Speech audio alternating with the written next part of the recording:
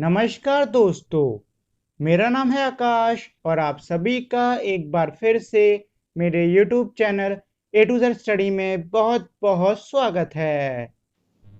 और जैसा कि आप लोग जानते हैं कि हम लोगों ने इससे पहले वाली क्लास मतलब जो हमारी पिछली क्लास हुई थी उसमें हम लोगों ने क्लास सेकंड मैथ्स को पूरी तरीके से ख़त्म कर दिया था। और मैंने कहा था कि मैं आपको आज की क्लास में बताऊंगा कि अब हम लोग आगे क्लास सेकंड ग्रामर पढ़ेंगे या फिर क्लास सेकंड का ईवीएस पढ़ेंगे। तो हम लोग अब क्लास सेकंड का ग्रामर पढ़ने वाले हैं। ईवीएस हम लोग ग्रामर को करने के बाद पढ़ेंगे। हालांकि मैं आपको क्लास सेकंड की ईवीएस और ग्रामर पहले ही पढ़ा देता, पर दिक्कत ये थी कि पहले आप लोग को पढ़ाने के लिए पीडीएफ नहीं मिल पा रही थी। इस वजह से जो कंटेंट है उसको तैयार करने में दिक्कत हो रही थी। हालांकि पीडीएफ मिली अब भी नहीं है, लेकिन मैं खुद से ही अब कंटेंट बना के इसमें डाल दूंगा। और मैं इस बात का ध्यान रखूंगा कि जो कंटेंट है वो आपका क्लास सेकंड के स्टैंडर्ड के हिसाब से रहे, ज़्यादा डिफिकल्ट ना हो। फिलहाल अभी हम लोग पढ़ेंगे क्लास सेकंड की ग्रामर। और साथ में मैं एक और चीज़ बता देता हूँ कि मैं इसको ग्रामर इसलिए कह रहा हूँ, मतलब मैंने इसको इंग्लिश या हिंदी ग्रामर इसलिए अलग से नहीं कही, क्योंकि मैं इसी में इंग्लिश और हिंदी दोनों में आपको पढ़ा दूंगा।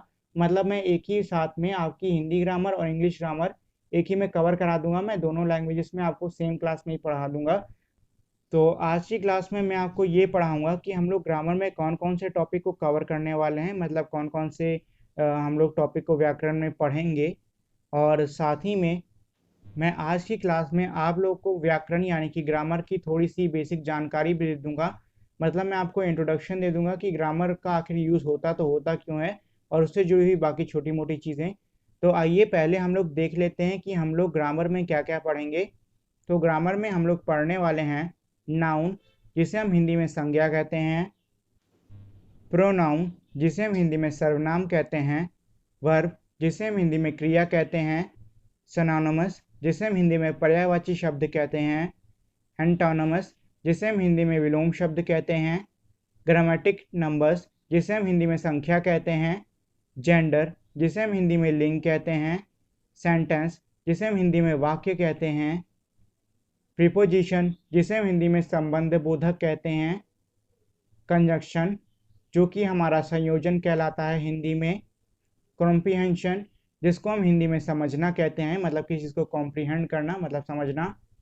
और आखिरी जो टॉपिक इसमें हम पढ़ेंगे वो होगा हमारा टेंस का थोड़ा बहुत इंट्रोडक्शन। मतलब मैं आपको काल के बारे में उतना डिटेल में नहीं पढ़ाऊंगा। तो ये तो हो गए हमारे उन टॉपिक्स की बात जो कि हम लोग अब अपने ग्रामर यानी कि व्याकरण वाले हिस्से में कवर करने वाले हैं। चलिए अब मैं आप लोग को ग्रामर का थोड़ा सा इंट्रोडक्शन देता हूँ कि व्याकरण की हमको ज़रूरत ही क्यों है, और ये सब्जेक्ट आखिर आया तो आया क्यों। तो देखिए, आपने अक्सर देखा होगा कि जब भी कोई बाहर का इंसान मतलब कोई विदेश से आया हुआ व्यक्ति हिंदी बोलने की कोशिश करता है तो उसकी हिंदी में कुछ मिस्टेक्स होती हैं, छोटी छोटी होती हैं लेकिन मिस्टेक्स होती हैं। जैसे कि वो करता हूँ करती हूँ इनमें गड़बड़ कर देता है। मतलब करता हूँ लड़के लगाते हैं, करती हूँ लड़की लगाते हैं, लेकिन उनको पता नहीं होता है कि करता हूँ कहाँ लगाना है और करती हूँ कहाँ लगाना है। हालांकि उनको मतलब पता है उस वर्ड का, लेकिन उन्हें सही तरीके से उसका इस्तेमाल करना नहीं आता है। ग्रामर हमें यही सिखाता है कि हमें जो वर्ड्स हैं उनको कहाँ पर किस तरीके से और कैसे इस्तेमाल करेंगे तो जो लैंग्वेज हम बोल रहे हैं उसको हम सही प्रकार से बोल सकते हैं। उदाहरण के लिए मैं एक अंग्रेजी का हमारा इंग्लिश का एक सेंटेंस ले लेता हूँ। आई एम गोइंग आउटसाइड, जिसका मतलब होता है हिंदी में मैं बाहर जा रहा हूँ। अगर हम अलग अलग वर्ड का मतलब लगाएंगे तो आई का मतलब होता है मैं, एम का मतलब हूँ, गोइंग का मतलब जाना, आउटसाइड का मतलब बाहर। तो मैं हूँ जाना बाहर, मैं हूँ जाना बाहर। आपको कोई सेंस समझ में आ रहा है? नहीं आ रहा है ना। हालांकि हमने क्या किया, हमने तो वही किया ना जैसे कि इंग्लिश में सेंटेंस था, हमने उसको हिंदी में मीनिंग करके वर्ड्स की जगह ना बदल के उनको वैसे ही रख के बोल दिया। लेकिन उसके बावजूद वो गलत हैं, क्योंकि वो वर्ड जो हमारा सेंटेंस जो हमने बनाया है मतलब जो वाक्य हमने बनाया है वो कोई सेंस नहीं बना रहा है। व्याकरण यानी ग्रामर का काम होता है कि वो ऐसे ही सेंटेंसेस को सेंस प्रोवाइड करे। अगर उसको व्याकरण यानी कि ग्रामर पता होगी तो उसे पता होगा कि कौन से जगह मतलब कौन से शब्द को कहाँ पर इस्तेमाल करना है। अब ऐसे ही आप मान लीजिए कि आप इंग्लिश सीख रहे हो। इंग्लिश में क्या होता है, जब भी लोग इंग्लिश बोलते हैं तो हमारे देश की जो बहुत ही बेसिक मिस्टेक वो लोग करते हैं वो होती है ये कि वो वर्ड को आगे पीछे इस्तेमाल कर सकते हैं।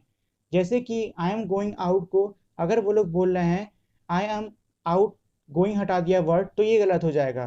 क्योंकि जो हमारा वर्ड था ना गोइंग, उसको हटाने से इन्होंने पूरा का पूरा जो हमारा सेंस बनता था उसको चेंज कर दिया।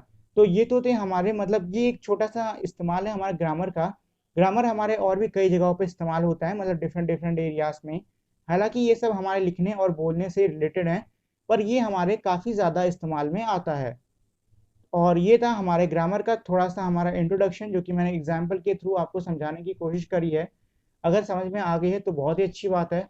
अगर नहीं आई है तो कोई बात नहीं, जैसे जैसे आप ग्रामर को समझते जाओगे आप मेरे इस पॉइंट को और अच्छे से समझ जाओगे।